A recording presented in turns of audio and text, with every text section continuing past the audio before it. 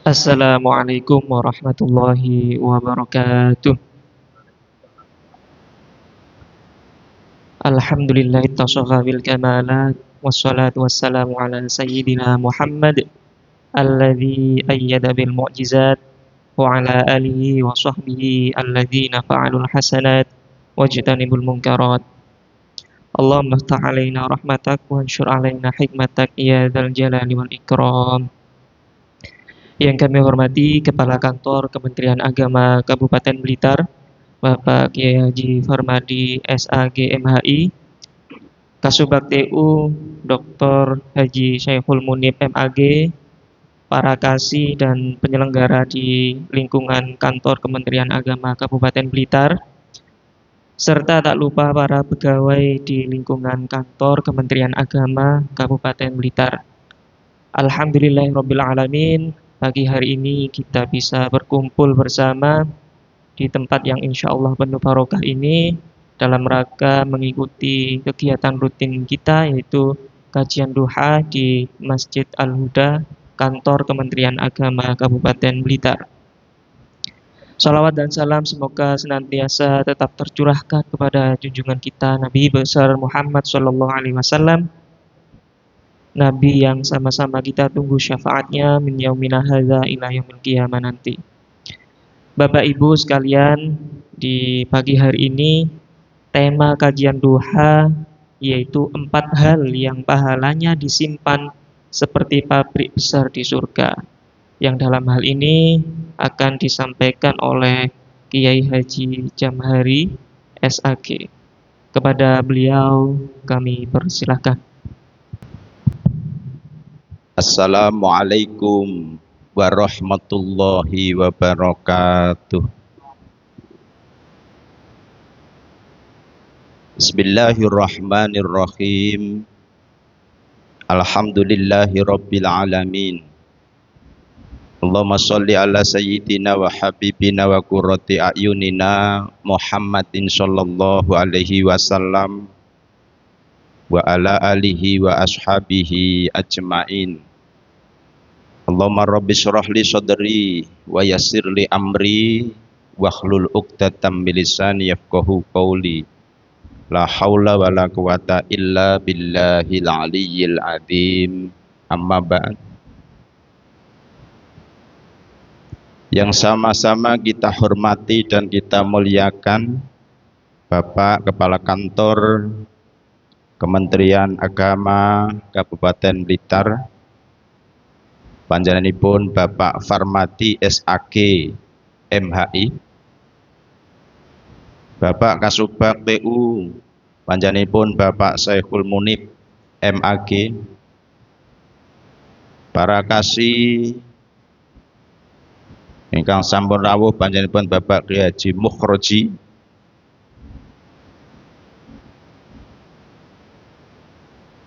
penyelenggara di Kantor Kementerian Agama Kabupaten Blitar, juga para pegawai Kantor Kementerian Agama Kabupaten Blitar, jamaah kuliah duha, teman-teman dari penyuluh agama yang sama-sama saya banggakan dan saya hormati.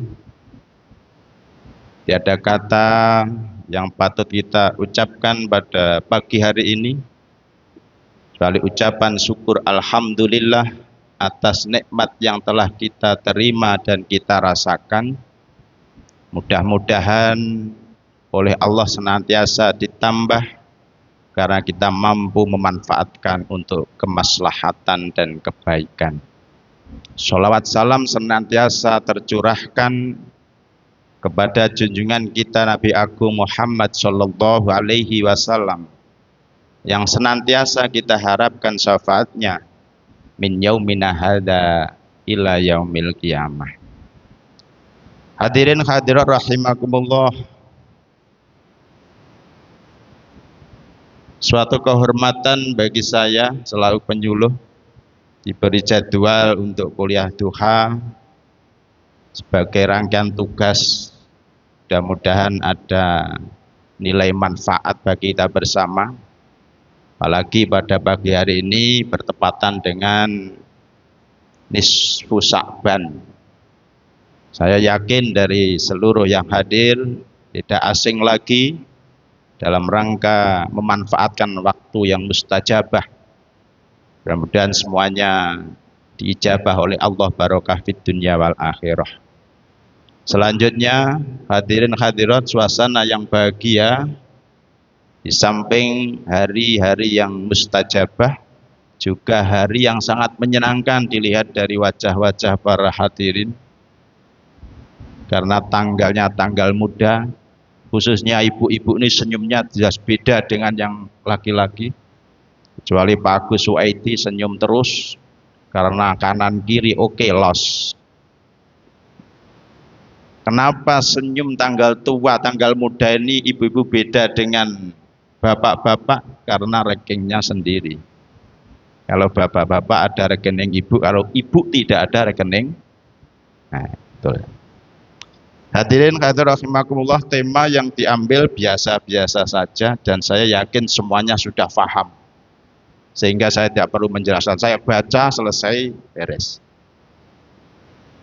Pertama,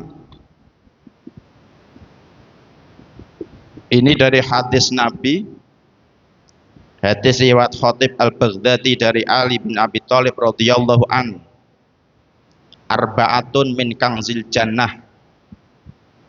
Ada 4 hal yang bisa menyebabkan menjadi pahalanya bagaikan gudang-gudang pabrik. Bahasa pabrik itu menunjukkan besarnya, menunjukkan betapa luar biasanya Allah memberikan nilai bagi 4 hal perkara yang tercantum dalam hadis ini. Siapapun bisa mendapatkan, siapapun bisa melaksanakan, tergantung seberapa keimanan daripada setiap muslim dalam rangka ta'abudan ilallah. Pertama, ikhfa'us shadaqah wa kitmanul musibah wa silatur rahim wa qaulul la haula wa la quwata illa billah.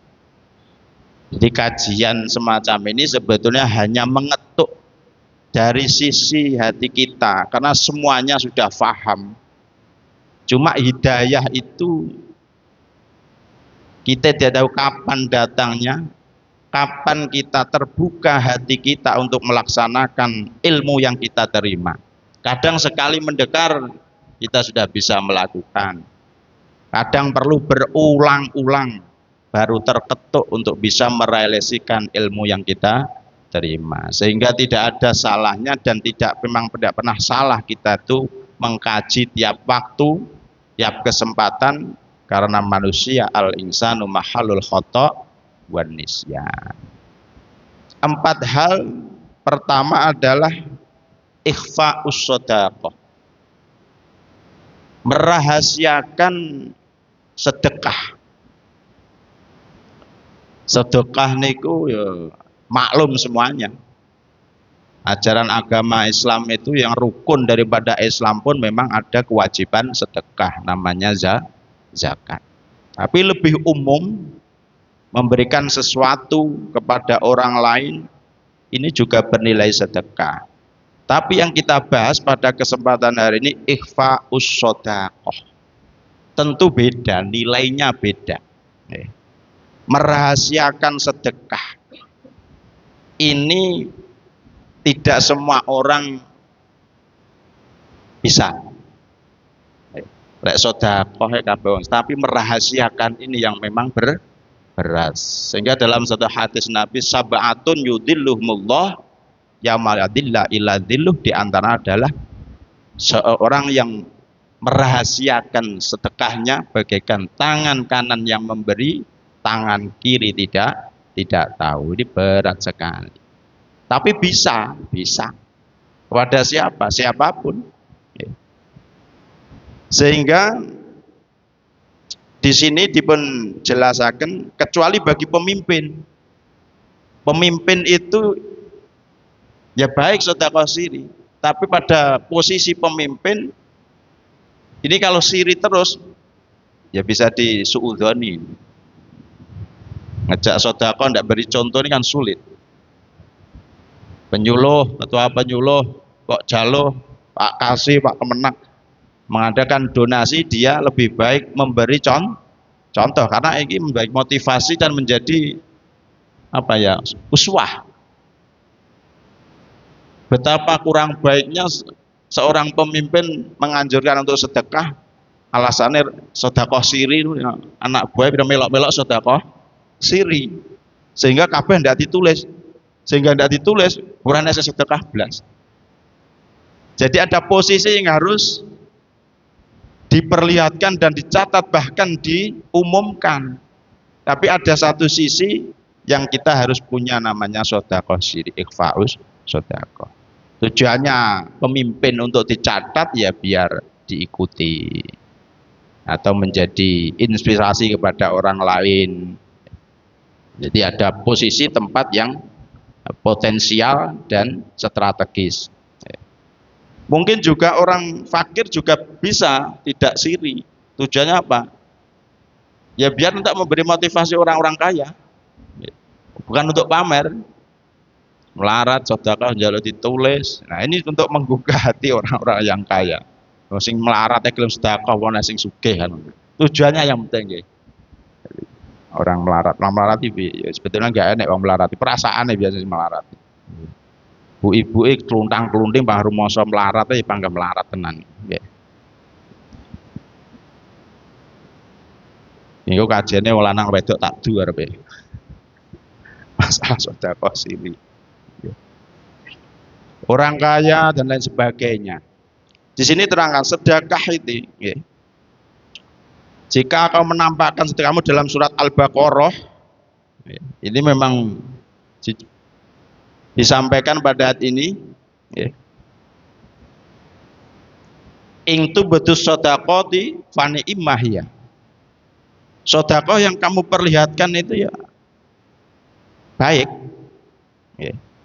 Wa in tufuha wa tutuhal fuqara afa huwa khairul lakum wa yukaffiru ankum min sayyi'atikum wallahu bima ta'maluna khabir. Ini ada dua penilaian dalam bersedekah, diperlihatkan juga baik karena ada porsi yang harus diperlihatkan, ada tujuan yang harus diperlihatkan, di antaranya seperti itu tadi. Tapi juga diperlukan sedekah itu dirahasiakan. Bahwa khairulakum wa yukaffiru ankum min sayyi'atikum. Mampu menghapus bagian kesalahan-kesalahan karena ada dawuh Nabi sedekahtus siri tudfi'u ghadabar rabbi. Bapak, Ibu, sedekah siri itu sebetulnya siapapun bisa melaksanakan. Bahkan di keluarga saja bisa. Ibu-ibu ingin sedekah siri kepada suami bisa. Suami sedekah siri kepada ibu bisa.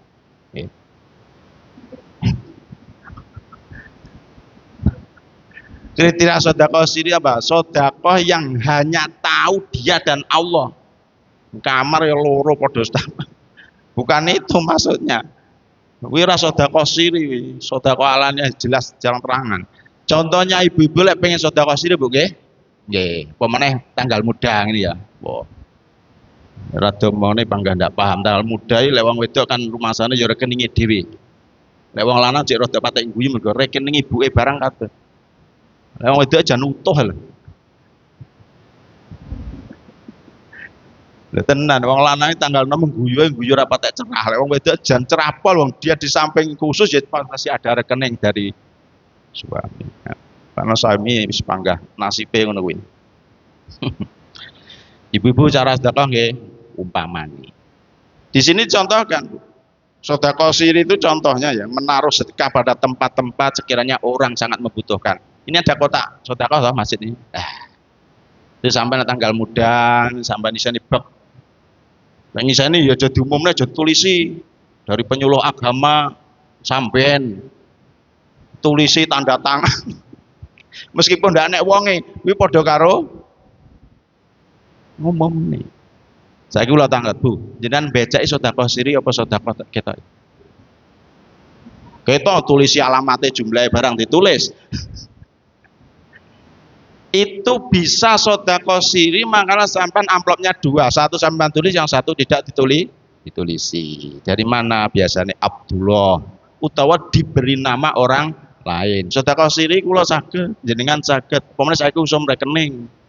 Pak Agus dobel ngene iki merosot rekening yen aku ora roh nomere dibae Pak Agus. Tapi aja kok genahne. Piye transferku wis cair poro. Oke kok namu toh ya jelas. Nah itu seperti menghapus sedekah siri yang sudah jelas. Sampai ketika Ramadan, menjelang Ramadan ada namanya unggahan sedekah. Itu kalau bisa ya nggak usah diberitahu lah. Kirim saja paketan-paketan ke seluruh teman saudara tanpa harus diembel-embeli keterangan. Arpe mantu, wah kirim parcel kabeh, ternyata dalam ada undangnya dan ada jamnya.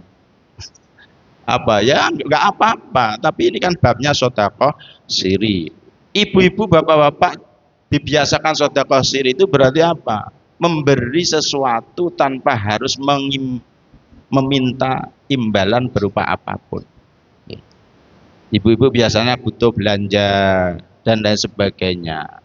Ayahnya tanpa harus berkata apa-apa disiapi saja uang-uang di tempat-tempat mana ibu menyimpan uang, sehingga merasa dia itu miliknya ibu, padahal yang memberi ayah.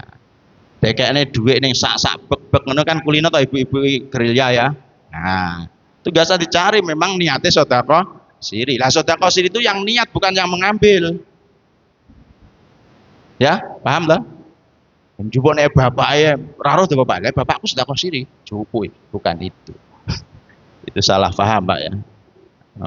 Juba peraruh bapak orang taran enggak, bapak itu kulino sedekah siri. Yang sedekah siri itu yang memberi. Yang ngambil siri itu berarti ya bolongane.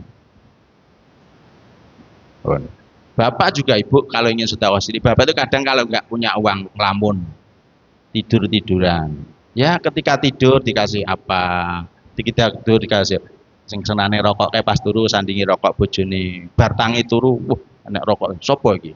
Biasanya ibu kan rata ngekei. Nah, alhamdulillah sedekah siri genep ping 3 bapakmu turu tok. Berapa ngenteni sedekah siri? Hal-hal sepele sedekah siri. Sepele tapi nilainya luar biasa. Tak wacane daripada ngelantur suwi-suwi nggih. Contoh yang selanjutnya di sini sebutkan bahwa termasuk contoh lain, seorang majikan memberi upah di luar kebiasaan, niatnya sedekah siri.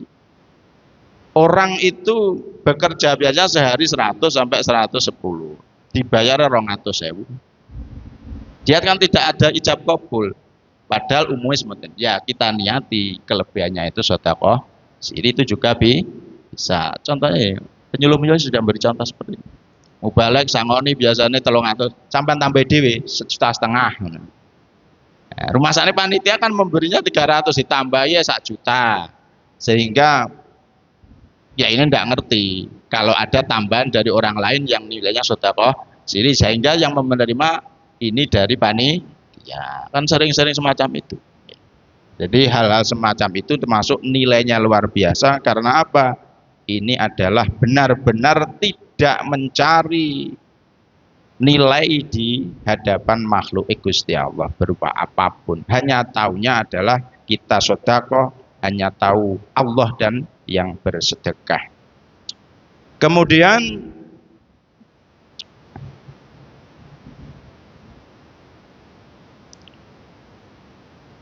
sedekah itu juga bisa dinilai dari nilainya. Ketepatan orang sedekah juga punya arti lain. Meskipun itu bernilai tapi sasaran tidak tepat, ini juga kurang maksimal. Ibu-ibu sukanya kudung Mbak nggih. Setiap minggu kan ada online ya. Nah, TikTok. Itu kan bisa. Artinya apa? Kebutuhan seorang ibu itu memang fashion itu memang sangat dibutuhkan.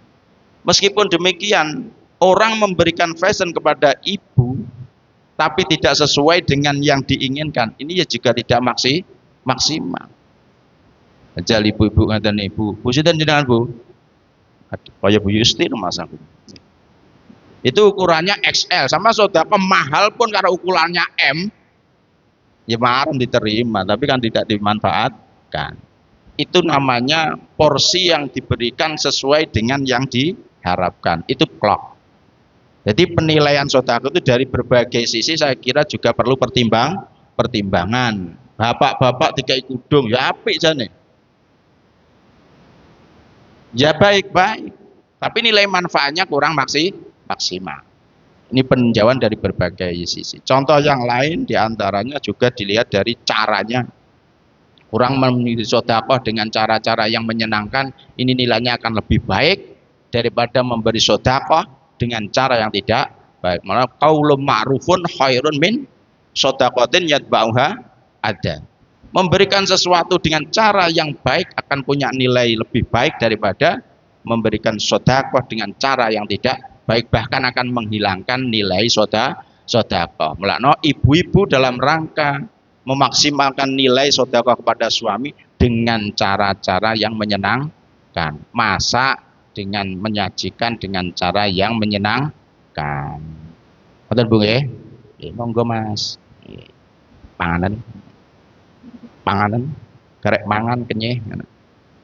Jane ya apik ae. Ya cara-cara sepele. Kemudian keterangan selanjutnya bahwa waktu, waktu sedekah juga ada nilai tersendiri.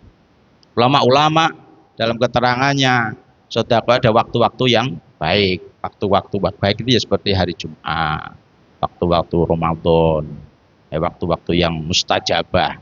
Ini akan menambah nilai daripada sedekah dibanding dengan waktu-waktu di luar itu. Jadi pertama ikhfa'u sedekah. Jamnya terlalu singkat ya, langsung mawon. Jadi ikhfa'u sedekah ini monggo dalam rangka meningkatkan kualitas sedekah kita, meskipun tidak seluruhnya dirahasiakan, kita harus punyalah sedekah-sedekah yang sifatnya rahasia. Tidak harus uang, tenaga juga bisa, ilmu juga bisa, memberi maaf juga bernilai sedekah, menolong juga bernilai sedekah. Banyak hal, berkata-kata baik juga sedekah.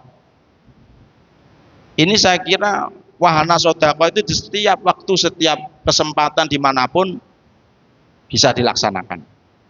Balik di kantor, di luar kantor, dengan teman, dengan relasi dan lain sebagainya, terutama dengan keluarga. Kemudian yang kedua, keterangannya sedekah kepada siapa yang harus kita utamakan juga punya nilai lain. Jadi disebutkan bahwa sedekah tetap sasarannya kepada orang-orang yang lebih membutuhkan. Lebih membutuhkan beda dengan orang yang tidak membutuhkan.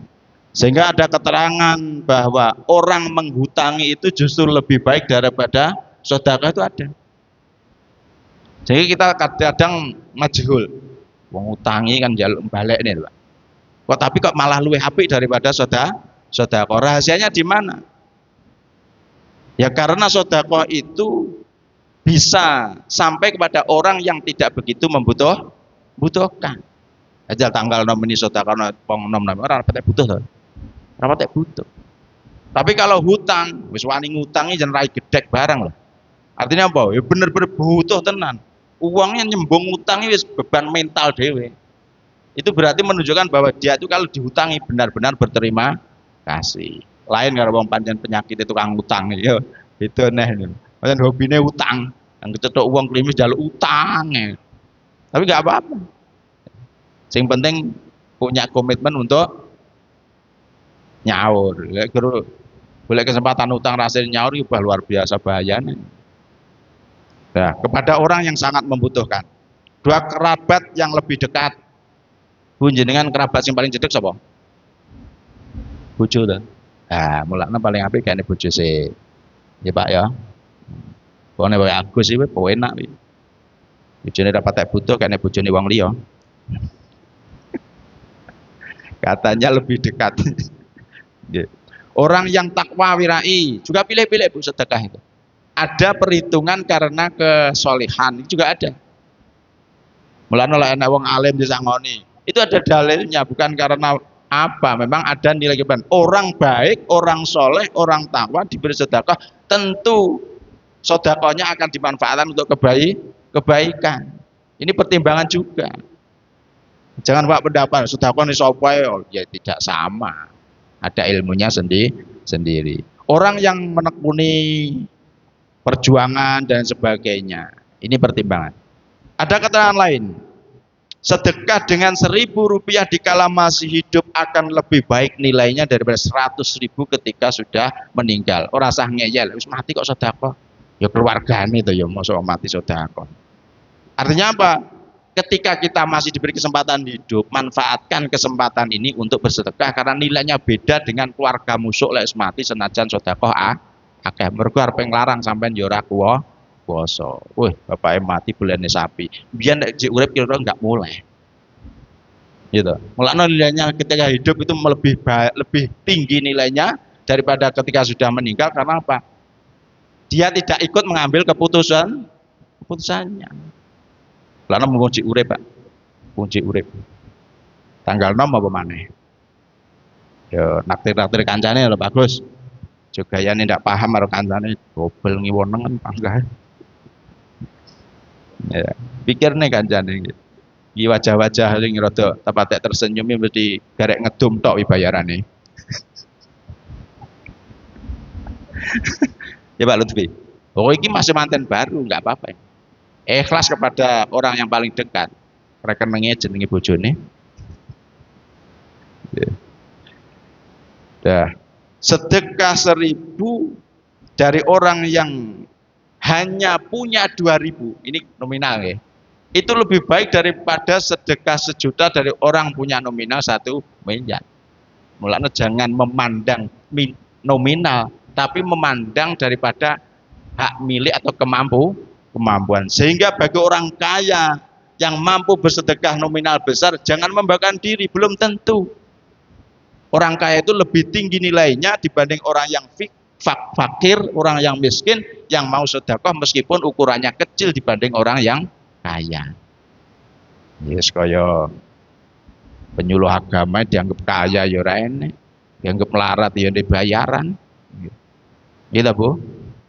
Ya ndak anggap kaya ya ora gelem to. Panggah ngaku miskin nek panggah.